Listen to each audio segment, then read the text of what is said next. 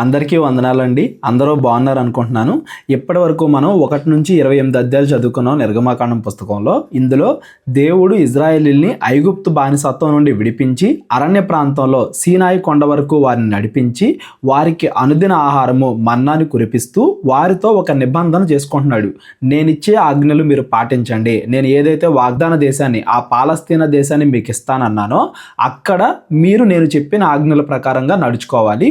అప్పుడు నేను మీకు తోడుగా ఉంటాను అని వాళ్ళతో నిబంధన చేసుకుని ఆ నిబంధనలో ఉన్న ఆజ్ఞలన్నీ ఇజ్రాయేలీలకు ఇచ్చుకుంటా వస్తున్నాడు.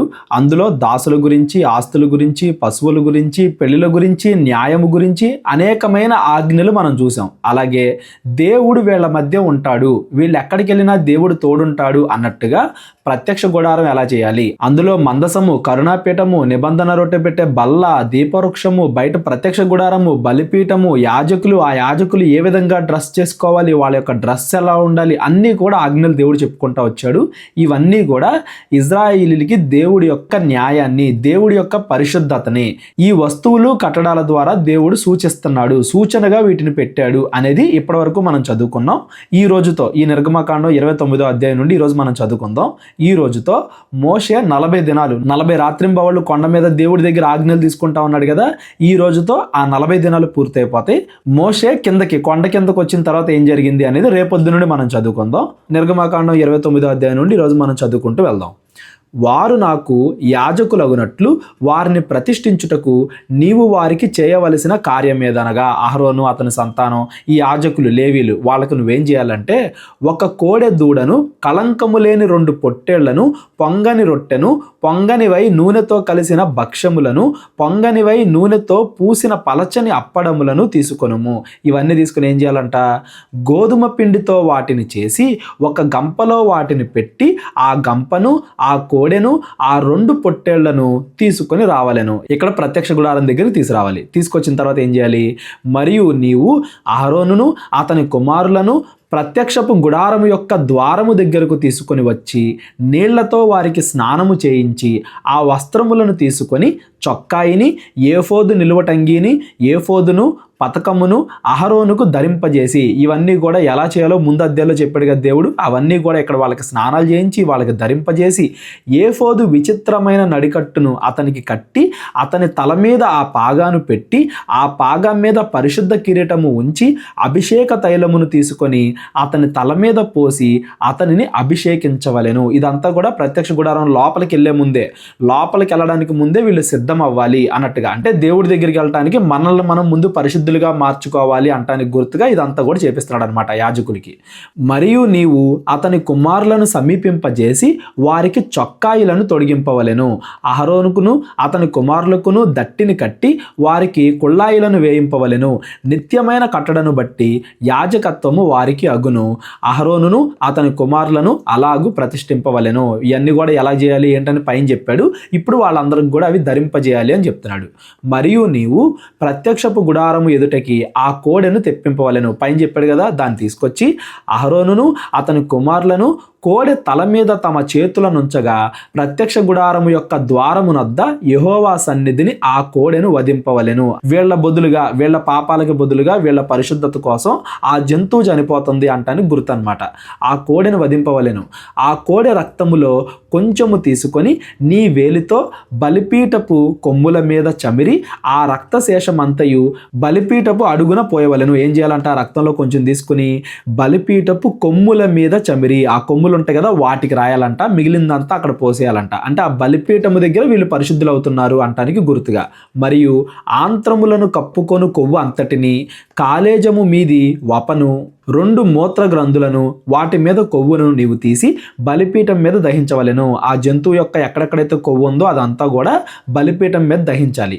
ఆ కోడె మాంసమును, దాని చర్మమును, దాని పేడను పాళెమునకు వెలుపల అగ్నితో కాల్చవలెను. మొత్తం కూడా అగ్నితో, అసలు ఏది కూడా మిగలకుండా కాల్చేయాలి. అది పాప పరిహారార్థ బలి. ఇదంతా దేనికోసం, పాపాన్ని పరిహరించడానికి బలి ఎలా ఇవ్వాలి అనేది నేర్పిస్తున్నాడు దేవుడు. ఆ జంతువు మొత్తం, దాని శరీరము, దాని రక్తం, దాని కొవ్వు మొత్తం మొత్తం కూడా అర్పింపబడుతుంది అంటానికి గుర్తు. యేసుక్రీస్తు వారు ఏ కొద్దిగా కూడా లోటు చేయకుండా తన జీవితం మొత్తాన్ని మనకే అర్పించాడు అంటానికి కొత్త నిబంధనలు ఇది ఒక సూచన అనమాట. నీవు ఆ పొట్టేళ్లలో ఒక దాన్ని తీసుకొనవలెను. ఈ కోడె అనే జంతువుతో పాటు 2 పొట్టేళ్లు కూడా తెచ్చారు కదా, వాటిల్లో ఒకటి తీసుకొని అహరోనును అతని కుమారులను ఆ పొట్టేలు తల మీద చేతులుంచగా నీవు ఆ పొట్టేలును వధించి దాని రక్తము తీసి బలిపీఠము చుట్టూ ప్రోక్షించవలెను. మరలా ఇప్పుడు పొట్టేలు చనిపోయింది, వాళ్ళ బదులుగా ఆ రక్తాన్ని బలిపీఠం చుట్టూ పూయాలి. అంతటా నీవు ఆ పొట్టేలును దాని అవయవములను దేనికి అది విడదీసి దాని ఆంత్రములను దాని కాళ్లను కడిగి దాని అవయవములతోనూ తలతోనూ చేర్చి బలిపీఠం మీద ఆ పొట్టేలంతయు దహింపవలెను. దాని రక్తం అదంతా కూడా తీసేసి బలిపీఠం మీద మొత్తం అంతా కూడా దాన్ని దహింపజేయాలి. మొత్తం కొంచెం కూడా మిగలకుండా దాన్ని కాల్చాలి. అది యెహోవాకు దహన బలి, యెహోవాకు ఇంపైన సువాసన గల హోమము. అంటే ఇజ్రాయేలీల మారు మనసును చూసి దేవుడు సంతోషిస్తాడు అంటానికి గుర్తు అనమాట ఈ దహన బలి. మరియు నీవు 2వ పొట్టేలును తీసుకొనవలెను. అహరోనును అతని కుమారులను ఆ పొట్టేలు తల మీద చేతులుంచగా ఆ పొట్టేలును వధించి దాని రక్తములో కొంచెము తీసి అహరోను కుడి చెవి కొన మీదను అతని కుమారుల కుడి చెవుల కొనల మీదను వారి కుడి చేతి బొటన వేళ్ల మీదను వారి కుడికాళ్ళి బొటన వేళ్ల మీదను చమిరి బలిపీఠము చుట్టూ ఆ రక్తమును ప్రోక్షించవలెను. 2వ దాన్ని కూడా బలివమని చెప్పాడు. దీని రక్తం ఏం చేయాలి? అహరోను కుమారులు వాళ్ళ చెవుల మీద వాళ్ళ బొటన వేల మీద ఎందుకు అంటించుకుంటున్నారు అంటే వాళ్ళ పై నుండి కింద వరకు శరీరం మొత్తాన్ని కూడా దేవుడు పరిశుద్ధపరిచాడు అంటానికి గుర్తుగా అనమాట. ప్రతి బలి మీద వాళ్ళ చేతులు పెడుతున్నారు చూడండి, తల మీద వాళ్ళ చేతులు పెట్టగా అంటే వాళ్ళ బదులుగా అవి చనిపోతున్నాయి, అవి చనిపోవడాన్ని బట్టి వీళ్ళు పరిశుద్ధులు అవుతున్నారు అనేది తెలిసేలాగా దేవుడు ఇక్కడ చేస్తున్నాడు. మరియు నీవు బలిపీఠము మీదనున్న రక్తములోను అభిషేక తైలములోను కొంచెము తీసి అహరోను మీదను అతని వస్త్రముల మీదను అతనితోనున్న అతని కుమారుల మీదను అతని కుమారుల వస్త్రముల మీదను ప్రోక్షింపవలెను. రక్తముతో పాటు అభిషేక తైలం ఆ నూనెను కూడా పొయ్యాలి వాళ్ళ మీద. అప్పుడు అతడును అతడి వస్త్రములను అతడితో కూడా ఉన్న అతడి కుమారులను అతని కుమారుల వస్త్రములను ప్రతిష్ఠితములగును. ఇదంతా కూడా వాళ్ళని రెడీ చేయడానికి, వాళ్ళు ప్రజల బదులుగా ప్రజల విన్నపాలను దేవుడి దగ్గర తీసుకెళ్తున్నారు అన్న అర్హత వాళ్ళకి ఇచ్చినందుకే దేవుడు వాళ్ళకి ఇన్ని ఆజ్ఞలు పెడుతున్నాడు. ఇవన్నీ వాళ్ళు పాటిస్తేనే ప్రజలకి దేవుడికి మధ్య వాళ్ళు మధ్యవర్తులుగా ఉండగలరు అంటానికి ప్రజలు దేవుడిని చూసేటప్పుడు ముందుగా వాళ్ళని చూస్తారు. కాబట్టి వీళ్ళ యొక్క ప్రతి పనిలోనూ దేవుడి యొక్క లక్షణాలు కనబడేలాగా, ఆయన పరిశుద్ధత, ఆయన న్యాయం కనబడేలాగా ఇవన్నీ కూడా చేస్తున్నాడు అనేది మీరు గుర్తుపెట్టుకోండి. ఇందులో ఎక్కడ ఏ డౌట్ వచ్చినా కానీ డిస్క్రిప్షన్లో నా నెంబర్ ఉంటుంది, కాల్ చేయండి. మరియు అది ప్రతిష్ఠితమైన పొట్టేలు గనుక దాని కొవ్విన తోకను ఆంత్రములను కప్పు కొవ్వును కాలేజం మీది వపను 2 మూత్ర గ్రంథులను వాటి మీద కొవ్వును కుడి జబ్బను ఒక గుండ్రని రొట్టెను నూనెతో వండిన ఒక భక్ష్యమును యెహోవా ఎదుటనున్న పొంగని వాటిలో పలుచని ఒక అప్పడమును నీవు తీసుకొని అహరోను చేతుల్లోనూ అతని కుమారుల చేతుల్లోనూ వాటన్నింటినీ ఉంచి అల్లాడింపబడు నైవేద్యముగా యెహోవా సన్నిధిని వాటిని అల్లాడింపవలెను. అంటే అలా బలర్పించాలన్నమాట దేవుడికి. తరువాత నీవు వారి చేతుల్లో నుండి వాటిని తీసుకొని యెహోవా సన్నిధిని ఇంపైన సువాసన కలుగునట్లు దహన బలిగా వాటిని బలిపీఠం మీద దహింపవలెను. అది యెహోవాకు హోమము. ఈ హోమము ఇవన్నీ కూడా యెహోవాకు అంటే దేవుడు వాటిని తీసుకుంటాడు అని కాదండి.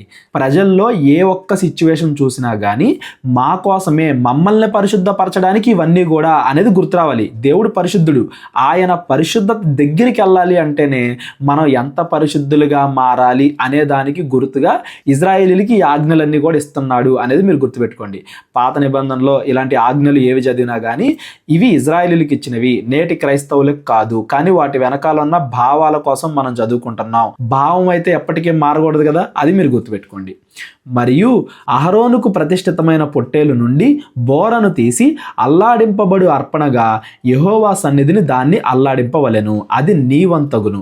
ప్రతిష్ఠితమైన ఆ పొట్టేలులో అనగా అహరోనిదియు అతని కుమారులది అయిన దానిలో అల్లల్లాడింపబడిన బోరను ప్రతిష్ఠితమైన జబ్బను ప్రతిష్ఠింపవలెను. అది ప్రతిష్టార్పణ గనుక నిత్యమైన కట్టడి చొప్పున అది ఇజ్రాయేలీల నుండి అహరోనుకును అతని కుమారులకును అగును. అంటే అందులో కొంత వీళ్ళకి, అంటే వీళ్ళు తినడానికి అనమాట. అది ఇజ్రాయేలీలు అర్పించు సమాధాన బలులలో నుండి తాము చేసిన ప్రతిష్టార్పణ, అనగా వారు యెహోవాకు చేసిన ప్రతిష్టార్పణగా ఉండును. ఇదంతా కూడా ప్రతిష్టార్పణ. ఈ పేర్లన్నీ కూడా మీరు గుర్తుపెట్టుకోవాల్సిన అవసరం ఏమి లేదండి, వాటి భావాలు గుర్తుంచుకుంటే సరిపోద్ది. మరియు అహరోను ప్రతిష్ఠిత వస్త్రములను అతని తరువాత అతని కుమారులగును. ఒకవేళ అహరోను చనిపోతే అతడి యొక్క ఈ ప్రతిష్ఠ వస్త్రాలు అతని పిల్లలకి ఇవ్వాలి. వారు అభిషేకము పొందుటకును ప్రతిష్ఠింపబడుటకును వాటిని ధరించుకొనవలెను. అతని కుమారులలో ఎవడు అతనికి ప్రతిగా యాజకుడగునో అతడు పరిశుద్ధ స్థలములో సేవ చేయుటకు ప్రత్యక్షపు గుడారములోనికి వెళ్ళినప్పుడు 7 దినములు వాటిని వేసుకొనవలెను. 7 దినాలంటే పరిపూర్ణంగా ముందు వాటిని వేసుకొని తాను పరిశుద్ధపరచుకొని ఆ తర్వాత 7 దినాల తర్వాతే పరిశుద్ధ స్థలములోనికి వెళ్ళాలి అని చెప్తున్నాడు చూడండి. మరియు నీవు ప్రతిష్ఠితమైన పొట్టేలును తీసుకొని పరిశుద్ధ స్థలములో దాని మాంసమును వండవలెను. అహరోనును అతని కుమారులను ప్రత్యక్షపు గుడారము యొక్క ద్వారము దగ్గర ఆ పొట్టేలు మాంసమును గంపలోని రొట్టెలను తినవలెను. కొంత వీళ్ళ కేటాయించాడు కదా ఆ ప్రతిష్ఠిత బలిలో, అందులోది వండుకుని ఇక్కడ తినాలి. ఎక్కడ? ప్రత్యక్ష గుడారం యొక్క ద్వారము దగ్గర. వారిని ప్రతిష్ఠిత చేయుటకును వారిని పరిశుద్ధపరచుటకును వేటి వలన ప్రాయశ్చిత్తము చేయబడినో వాటినే వారు తినవలెను. ఇదంతా కూడా ఏంటంటే వాళ్ళ బదులుగా అది చనిపోయింది, చనిపోయి కూడా వీళ్ళకి జీవాన్ని ఇస్తుంది అంటని గుర్తు అనమాట. యేసుక్రీస్తు వారు మన బదులుగా మన పాపాల కోసం చనిపోయారు. అయినా ఇవాళ ఆయన యొక్క రక్తాన్ని శరీరాన్ని మనం తీసుకుంటున్నాము రొట్టె ద్రాక్ష రసములో అంటే దాని ఉద్దేశం ఏంటంటే ఆయన చనిపోయి మనకి బ్రతుకునిస్తున్నాడు, ఆయన మనలో కలిసి మనకి జీవాన్ని ఇస్తున్నాడు అంటాన్ని గుర్తు అనమాట. యేసుక్రీస్తు వారికి సూచనగా ఇవన్నీ గుర్తులు. అవి పరిశుద్ధమైనవి గనుక అన్యుడు వాటిని తినకూడదు. ప్రతిష్ఠితమైన మాంసములోనేమి ఆ రొట్టెల్లోనేమి కొంచెమైనను ఉదయము వరకు మిగిలి ఉండిన ఎడల మిగిలినది అగ్ని చేత దహింపవలెను. అది ప్రతిష్ఠితమైనది గనుక దాన్ని తినవలదు. అంటే అది అక్కడ దానికోసం చేసేది, ఏదో భోజనంగా తినేది కాదు అనేది గుర్తుపెట్టుకోవాలి. అక్కడ పరిశుద్ధపరచబడడం కోసం ఆ కార్యం చేస్తున్నాను కానీ ఏదో ఆకలి తీర్చుకోవడం కోసం కాదు అనేది వాళ్ళకి తెలియడం కోసం దేవుడు ఇలా చెప్తున్నాడు. నేను నీకు ఆజ్ఞాపించిన వాటన్నింటిని బట్టి నీవు అట్లు అహరోనుకును అతని కుమారులకును చేయవలెను. 7 దినములు వారిని ప్రతిష్ఠించవలెను. ఇదంతా కూడా 7 రోజులు జరగాలి. 7 దినములు వారిని ప్రతిష్ఠించాలి. ప్రాయశ్చిత్తము నిమిత్తము నీవు ప్రతి దినమున ఒక కోడెను పాప పరిహారార్థ బలిగా అర్పింపవలెను. బలిపీఠము నిమిత్తము ప్రాయశ్చిత్తము చేయుట వలన దానికి పాప పరిహారార్థ బలి అర్పించి దాన్ని ప్రతిష్ఠించుటకు దానికి అభిషేకము చేయవలెను. ఇదంతా కూడా ప్రతిరోజు చేయాలి, ప్రతిరోజు కూడా బలి అర్పించాలి. 7 దినములు నీవు బలిపీఠము నిమిత్తము ప్రాయశ్చిత్తము చేసి దాన్ని పరిశుద్ధపరచవలెను. ఆ బలిపీఠము అతి పరిశుద్ధముగా ఉండును. ఆ బలిపీఠమునకు తగులది అంతయు ప్రతిష్ఠిత మగును. ఈ బలిపీఠానికి ఎక్కడైతే జనాలు బలివ్వాలో ముందు ఆ బలిపీఠం దగ్గరే ఇన్ని చేస్తే వాళ్ళ యొక్క పశువులు తీసుకొచ్చినప్పుడు దీని మీద పెడుతున్నాం కాబట్టి దీనికి తగిలే ప్రతిదీ కూడా ప్రతిష్ఠితం అవుద్ది, అంటే పరిశుద్ధం అవుద్ది అని దాని అర్థం. ఆ బలిపీఠం దగ్గర ఎంత జాగ్రత్త, వాళ్ళ యొక్క డ్రెస్ దగ్గర ఎంత జాగ్రత్త, వాళ్ళు లోపలికి ఎంటర్ అవ్వడానికి ఎంత జాగ్రత్త. ఇవన్నీ ఎందుకు చెప్తున్నాడంటే దేవుడు మనుషులకి ఆహారము, నీళ్లు, రక్షణ వీటన్నింటికంటే అతి ముఖ్యమైనది పాపాన్ని పోగొట్టుకోవడం, దేవుడి దగ్గరికి మరలా రావడం. పాపాన్ని పోగొట్టుకోవడానికి మనుషులు ఇంత శ్రద్ధ పెట్టాలి అనేది మనిషికి తెలియజేయడం కోసం. ఇవాళ మనిషి తన జీవితం మొత్తాన్ని కూడా తిండి సంపాదించుకోవడానికో, నీళ్లు సంపాదించుకోవడానికో, వసతులు, ఇంట్లో వస్తువులు సంపాదించుకోవడానికో, బ్యాంకులో డబ్బులు సంపాదించుకోవడానికో తన జీవితం మొత్తాన్ని కష్టపెడుతున్నాడు, శ్రద్ధ పెట్టి మిగతా పనులు చేస్తున్నాడు. కానీ అన్నింటికన్నా ఎక్కువ శ్రద్ధ ఒక మనిషికి తన పాపాన్ని పోగొట్టుకోవడం మీద ఉండాలి, పరిశుద్ధుడు అవడం మీద ఉండాలి అనేది అందరికీ తెలియజేయడం కోసం దేవుడు ఇంత డీటెయిల్డ్గా చెప్తున్నాడు. మనందరం కూడా ఎక్కువ శ్రద్ధ మన పాపాన్ని పోగొట్టుకోవడం మీద పెట్టాలి, మనము పరిశుద్ధులు అవ్వడం మీద పెట్టాలి, అంతేగాని మిగతా వాటి మీద కాదు అనేది మనుషులందరికీ తెలియడానికి దేవుడు ఇదంతా కూడా చెప్తున్నాడు అనేది మీరు గుర్తుపెట్టుకోండి. మరియు నీవు బలిపీఠము మీద నిత్యము అర్పింపవలసిందేమనగా, ఆ బలిపీఠం మీద ఎప్పుడు ఏం అర్పించాలంట? ఏడాదివి 2 గొర్రెపిల్లలను, ప్రతిదినము ఉదయమందు 1 గొర్రెపిల్లను, సాయంకాలమందు 1 గొర్రెపిల్లను అర్పింపవలెను. ప్రతిదినం, ప్రతిరోజు కూడా 1 సంవత్సరంది ఉదయం, 1 సంవత్సరంది సాయంత్రం అర్పింపవలెను. దుంచి తీసిన 30 నూనెతో కలిపిన 10వ వంతు పిండిని పానీయార్పణముగా 30 ద్రాక్ష రసమును మొదటి గొర్రెపిల్లతో అర్పింపవలెను. ఆ మొదట అంటే ఉదయం అర్పించే గొర్రెపిల్లతో ఇవి కూడా ఉండాలి. సాయంకాలం మందు 2వ గొర్రెపిల్లను అర్పింపవలెను. అది యెహోవాకు ఇంపైన సువాసన గల హోమమగునట్లు ఉదయకాలమందలి అర్పణమును దాని పానీయ అర్పణమును అర్పించినట్టు దీన్ని అర్పింపవలెను. సాయంత్రం కూడా అలాగే చేయాలి. ఇది యెహోవా సన్నిధిని సాక్ష్యపు గుడారము యొక్క ద్వారమునొద్ద మీ తరతరములకు నిత్యముగా అర్పించు దహన బలి. ఎప్పుడు అర్పిస్తానే ఉండాలి. అది నీతో మాట్లాడుటకు నేను అక్కడికి వచ్చి మిమ్మును కలుసుకొందును. ఆ ప్రత్యక్ష గుడారం దగ్గర నేను మీ యాజకులందరితో కూడా మాట్లాడతాను. నేను అక్కడ కలుసుకొని ఏం చేయాలో మీకు చెప్తాను అని చెప్తున్నాడు. అక్కడికి వచ్చి ఇజ్రాయేలీలను కలుసుకొందును. అది నా మహిమ వలన పరిశుద్ధపరచబడును. నేను సాక్ష్యపు గుడారమును బలిపీఠమును పరిశుద్ధపరిచెదను. నాకు యాజకులగునట్లు అహరోనును అతని కుమారులను పరిశుద్ధపరిచెదను. నేను ఇజ్రాయేలీల మధ్య నివసించి వారికి దేవుడనై యుందును. మనుషులు ఎన్ని చేసినా కానీ అదంతా కూడా మన మనసు మారిందా లేదా అని దేవుడు చూడడానికి అంతే. ఫైనల్గా మనం చేసేదాన్ని బట్టి అది పరిశుద్ధపరచబడదు, కానీ మనం ఏ మనసుతో చేస్తున్నాము అనే దాన్ని బట్టి దేవుడు పరిశుద్ధపరుస్తాడు అని ఇక్కడ క్లియర్గా తెలుస్తుంది. చూడండి, మనం చేసేదాన్ని బట్టి దానికి పరిశుద్ధత రాదు. మనం ఏ మనసుతో చేస్తున్నాం అనే మనసు దేవుడు చూస్తాడు. మన మనసు ఆయనకి లోబడేదిగా ఉంటే ఆయనే దాన్ని పరిశుద్ధపరుస్తాడు అనేది ఈ వచనాల ద్వారా మనం గమనించాలి. కావున నీవు వారి మధ్య నివసించినట్లు ఐగుప్తు దేశములో నుండి వారిని వెలుపలికి రప్పించిన తమ దేవుడైన యెహోవాను నేనే అని వారు తెలుసుకుందురనెను. నేను వారి దేవుడైన యెహోవాను. ప్రతి క్షణం కూడా ఈ ప్రత్యక్ష గుడారాన్ని, ఇందులో ఉన్న వస్తువుల్ని, అందులో అర్పించే బలుల్ని ఇవన్నీ చూసినప్పుడు ఐగుప్తు దేశంలో నుండి నేను మిమ్మల్ని రక్షించాను, నేనే యెహోవాని అని వాళ్ళందరూ కూడా తెలుసుకోవాలి. వాళ్ళు తెలుసుకోవడం కోసమే ఇదంతా ప్రత్యక్ష గుడారము, మందసము, బయట దహన బలి ఎలా అర్పించాలి, యాజకుల యొక్క డ్రెస్సు, వాళ్ళ ఏఫోదు, ఇవన్నీ కూడా దానికోసం. దేవుడి యొక్క లక్షణాలు జనాలు మర్చిపోకుండా ఎప్పటికప్పుడు గుర్తు తెచ్చుకోవడం కోసం అనేది మీరు గుర్తుపెట్టుకోండి. నిర్గమాకాండము 30వ అధ్యాయం. మరియు ధూపము వేయుటకు నీవు ఒక వేదికను చేయవలెను, తుమ్మకర్రతో దాన్ని చేయవలెను. ధూపము అంటే పొగేస్తారు కదా, ఆ వస్తువుని ఎలా చేయాలో చెప్తున్నారు చూడండి. తుమ్మకర్రతో దాన్ని చేయవలెను. దాని పొడుగు ఒక మూర, దాని వెడల్పు ఒక మూర, అది చచ్చౌకముగా ఉండవలెను. దాని ఎత్తు 2 మూరలు, దాని కొమ్ములు దానితో ఏకాండమై ఉండవలెను. ఈ ధూపవేదికి కూడా కొమ్ములు ఉండాలి. కొమ్ములు ఉండేది బయట బలిపీఠానికి, లోపల ఈ ధూపవేదికి. దాని పైభాగమునకు దాని 4 పక్కలకును దాని కొమ్ములకును మేలిమి బంగారు రేకులు పొదిగించి దానికి చుట్టూ బంగారు జవను చేయవలెను. ఇది పరిశుద్ధ స్థలంలో ఉంటుంది కాబట్టి దాని చుట్టూ బంగారు రేకు. బలిపీఠం అనేది బయట ఆవరణం లోపల ఉంటుంది కాబట్టి దాని చుట్టూ ఇత్తడిది. ఈ ధూపవేదిక చుట్టూ బంగారు జవను చేయవలెను. దాని జవకు దిగువను దానికి 2 బంగారు ఉంగరములు చేయవలెను. దాని 2 పక్కల యందలి దాని 2 మూలల మీదే వాటిని ఉంచవలెను. అవి దాని మోయు మోతకర్రలకు స్థలములు. ఆ మోతకర్రలను అందులో పెట్టడానికి. ఆ మోతకర్రలను తుమ్మకర్రతో చేసి వాటికి బంగారు రేకు పొదిగింపవలెను. సాక్ష్యపు మందసము నొద్ద నుండి అడ్డు తెర ఎదుట అనగా శాసనముల మీది కరుణాపీఠం ఎదుట నీవు దాన్ని ఉంచవలెను. ఒక ఉదాహరణగా చెప్పాలి అంటే ఈ ధూపం వేసే ఈ బల్ల అనేది ప్రార్థన లాంటిది. అంటే మన ప్రార్థన దేవుడి దగ్గరికి ఎలా అయితే వెళ్ళిద్దో సేమ్ అలాగే వీళ్ళు అర్పించిన బలులకు సంబంధించిన ఆ ధూపము, ఆ పొగ అనేది దేవుడి దగ్గరికి వెళ్తుంది అంటానికి గుర్తుగా ఆ మందసానికి ఎదురుగా మధ్యలో అడ్డతెర ఉంటుంది. ఆ మందసానికి ఎదురుగా ఈ ధూపపీఠాన్ని పెట్టాలి అని చెప్తున్నాడు. అక్కడ నేను కలుసుకొందును. అహరోను ప్రతి దినము పొద్దున్న దాని మీద పరిమళ ద్రవ్యముల ధూపము వేయవలెను. అతడు ప్రదీపములను చక్కపరుచునప్పుడు దాని మీద ఆ ధూపము వేయవలెను. మరియు సాయంకాలమందు అహరోను ప్రదీపములను వెలిగించినప్పుడు దాని మీద ఆ ధూపము వేయవలెను.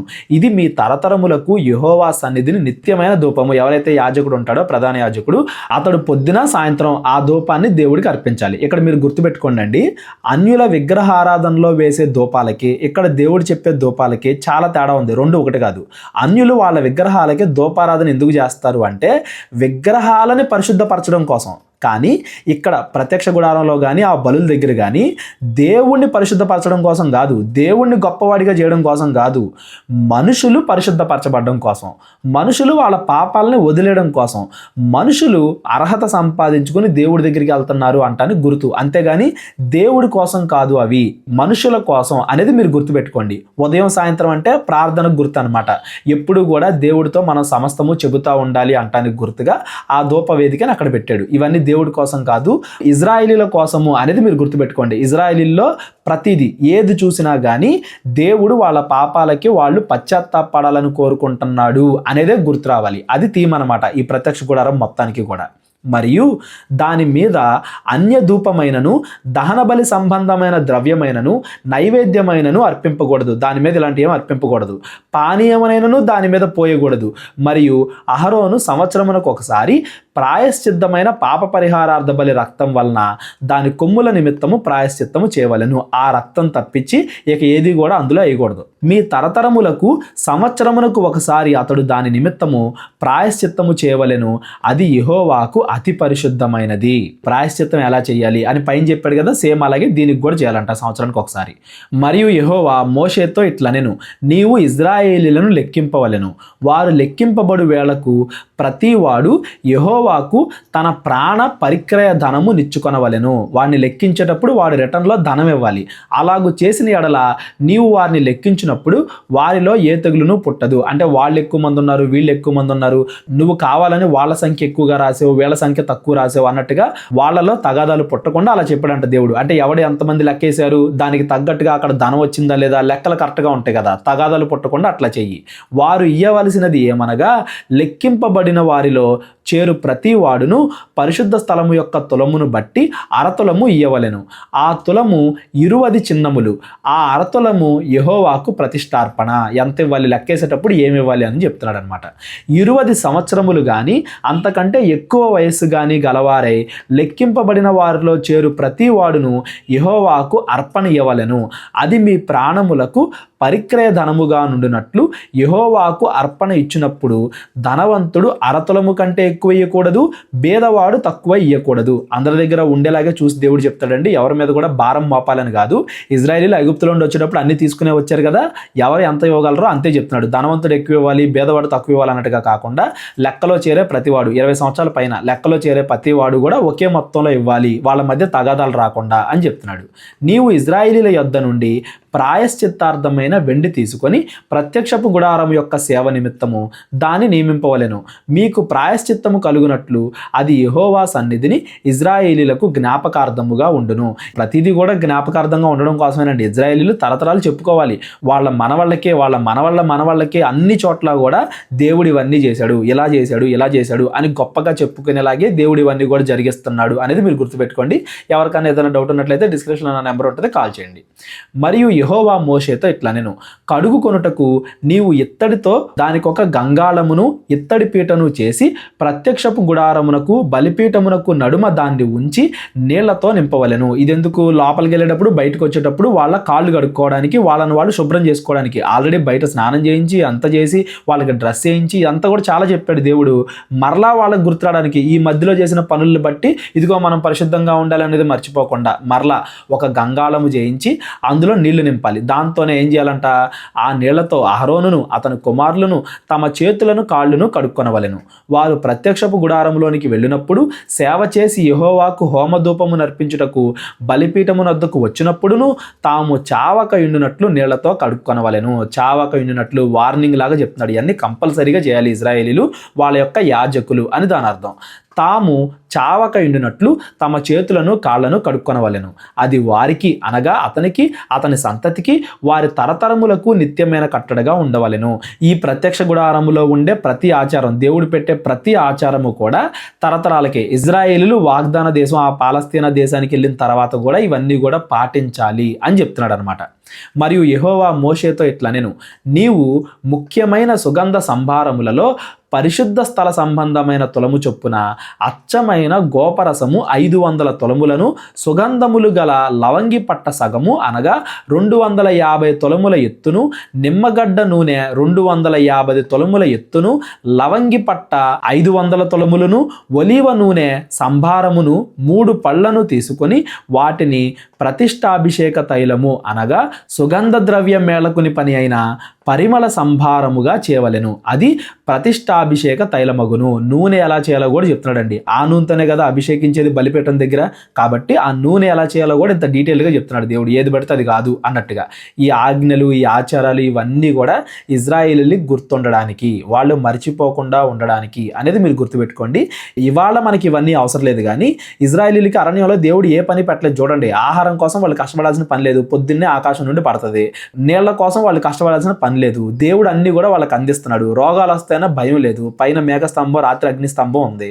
ఇంకా వాళ్ళు చేయాల్సిన పని ఒకే ఒక్కటి, రోజంతా దేవుడి గురించి ఆలోచించడం. రోజంతా దేవుడి గురించి ఇంకా ఆలోచించినా దేవుడి గురించి తెలిసేలాగే ఈ సూచనలన్నీ పెట్టాడు అనేది మీరు గుర్తుపెట్టుకోండి.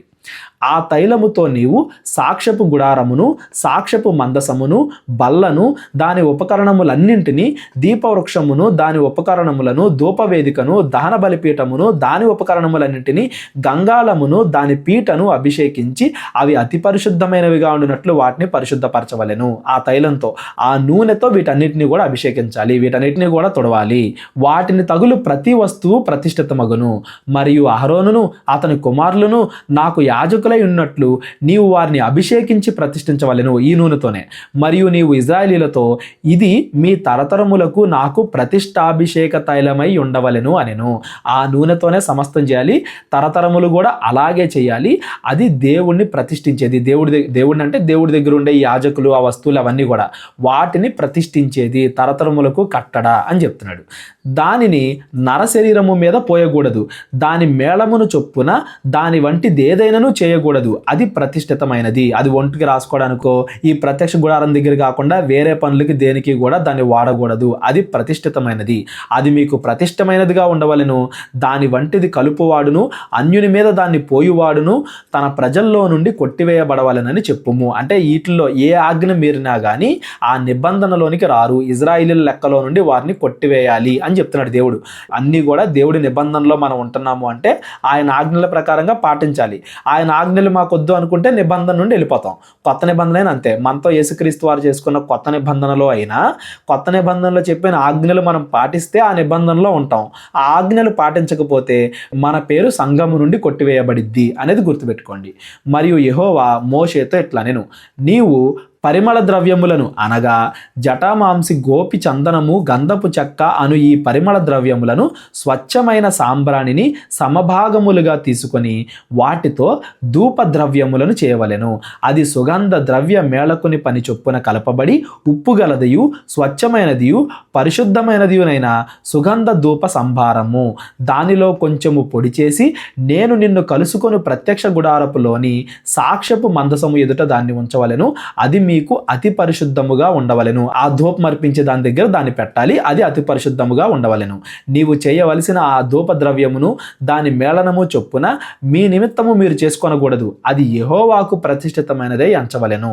దాన్ని వాసన చూచుటకు దాని వంటిది చేయువాడు తన ప్రజల్లో నుండి కొట్టివేయబడెను. ఇవి అక్కడ మాత్రమే ఉండాలి, ఆ పరిశుద్ధ స్థలంలో. ఇదంతా బాగుంది కదా అని చెప్పి తర్వాత మళ్ళా వాటిని అట్లాంటివే చేసి వాటిని అమ్మకానికి పెట్టి ఎక్కువ డబ్బు సంపాదించుకోవడం ఇట్లాంటివి చేయకూడదు. అసలు ఇవన్నీ కూడా కేవలము ప్రత్యక్ష గుడారానికి చెందినవి.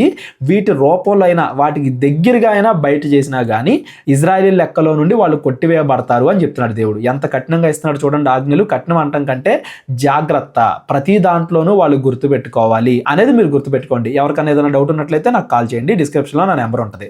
ఈ నిర్గమకాండం 31వ అధ్యాయంతో ఈరోజు మనం క్లోజ్ చేసుకుంటాం.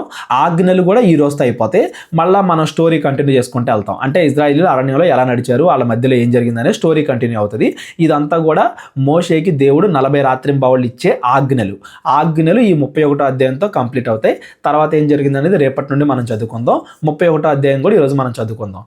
మరియు యెహోవా మోషేతో ఇట్లా, చూడుము, నేను యూదా గోత్రములో హూరు మనవడు ఊరు కుమారుడైన బెసలేలు అను పేరు గల వాణ్ణి పిలిచితిని. విచిత్రమైన పనులను కల్పించుటకు, బంగారుతోను వెండితోను ఇత్తడితోను పనిచేయుటకును, పొదుగుటకై రత్నములను సానబెట్టుటకును, కర్రను కోసి చెక్కుటకును, సమస్త విధములైన పనులను చేయుటకును, జ్ఞాన విద్యా వివేకములు గల సమస్తమైన పనుల నేర్పును వానికి కలుగునట్లు వానిని దేవుని ఆత్మపూర్ణునిగా చేసి ఉన్నాను. ఇప్పటి వరకు ఎలా చేయాలి, వేటితో చేయాలని చెప్పాడు. ఎవరు చెయ్యాలి అనేది కూడా ఇక్కడ చెప్తున్నాడు. ఆ యోధా గోత్రంలో అతన్నే ఎందుకు ఎంచుకున్నాడు అంటే రేపొద్దున ఫ్యూచర్లో యోధా గోత్రం నుండి యేసుక్రీస్తు వారు వస్తారు, అతని ద్వారానే సమస్తము సాధ్యమైద్ది అంటానికి ఒక సూచనగా అతనికి నేను జ్ఞానాన్ని ఇచ్చి ఆత్మపూర్ణిగా అతన్ని చేసి అతని ద్వారా ఇవన్నీ చేయిస్తాను అని చెప్తున్నాడు. మరియు నేను దాను గోత్రములోని అహీసామాకు కుమారుడైన అహోలియాబును అతనికి తోడు చేసి తిని, నేను నీకు ఆజ్ఞాపించు అన్నీ చేయునట్లు జ్ఞాన హృదయులందరి హృదయములలో జ్ఞానము ఉంచి ఉన్నాను. ఎవరెవరైతే ఈ పనిలో భాగస్తులు అవుతారో వాళ్ళందరికీ కూడా నేను జ్ఞానాన్ని ఇస్తాను అని చెప్తున్నాడు. ముఖ్యమైన 2 పేర్లు చెప్పాడు. మిగతా వాళ్ళందరికీ కూడా దేవుడే జ్ఞానాన్ని ఇచ్చి ఇవన్నీ కూడా చేయించాడు అనేది మనం గుర్తుపెట్టుకోవాలి.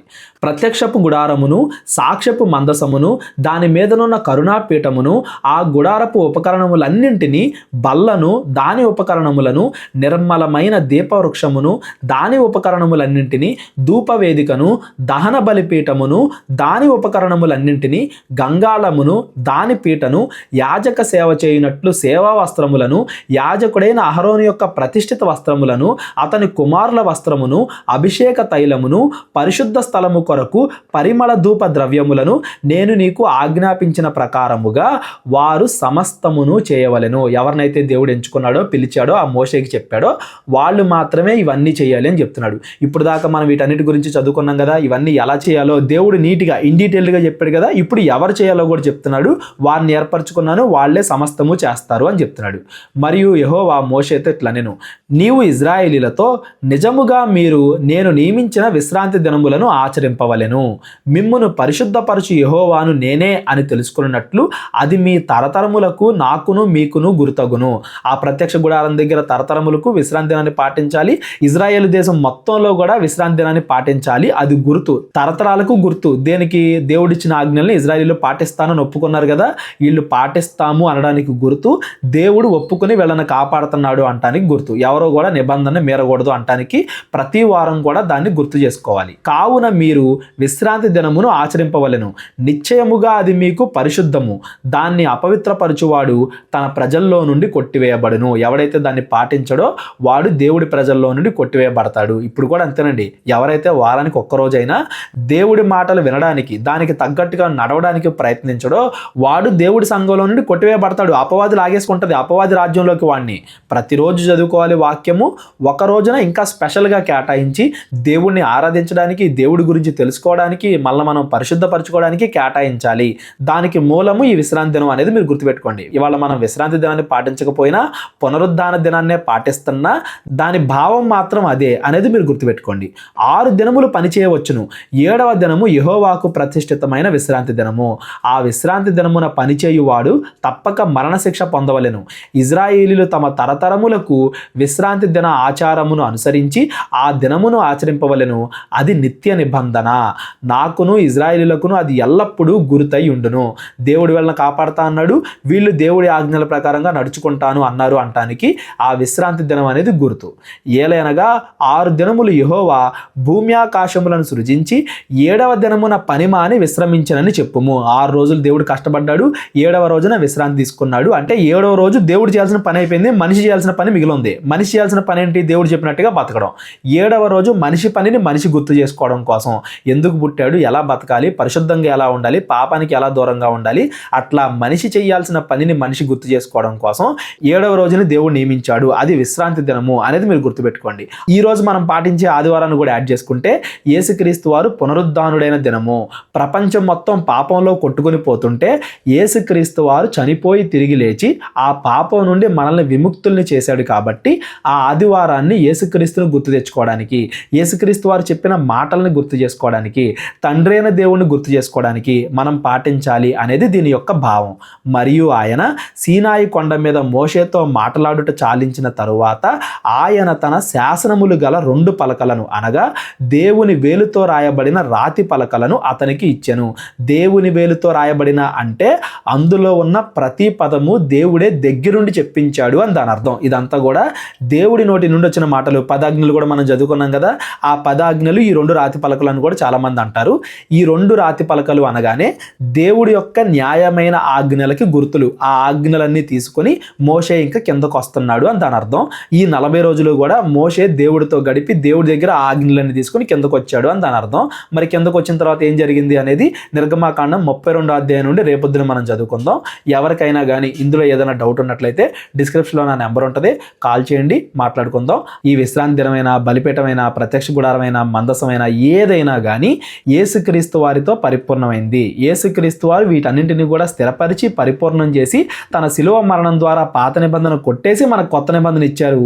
ఆ కొత్త నిబంధన చదివి అందులో ఉన్న దాని ప్రకారంగా మన జీవితంలో పాటిస్తేనే మనం పరలోకం వెళ్తాము అనేది మీరు అందరూ కూడా గుర్తుపెట్టుకోండి. అందరికీ వందనాలు. దేవుడు మిమ్మల్ని అందరినీ కూడా దీవించి దీవించి ఆశీర్వదించును గాక. రేపొద్దున మనం కలుద్దాం. అందరికీ వందనాలండి. కేవలం 30 వీడియోస్లో బైబిల్ నేర్చుకోండి అనే ఎంతో విలువైన ఈ కోర్స్ జస్ట్ ₹1 మీకు కావాలి అంటే మీ పేరు, మీ ఊరు ఈ నెంబర్కి వాట్సాప్ చేయండి. ఈ కోర్సులో ఏ విషయాలు ఉంటాయో ముందుగానే తెలుసుకోవడానికి ఈ వీడియో పాస్ చేసి టాపిక్స్ అన్నీ చదువుకోండి. క్రైస్తవులందరూ ఈ బైబిల్ కోర్స్ వినాలి అని మేము కోరుకుంటున్నాం. అందరినీ దేవుడు దీవించును గాక. ఆమెన్.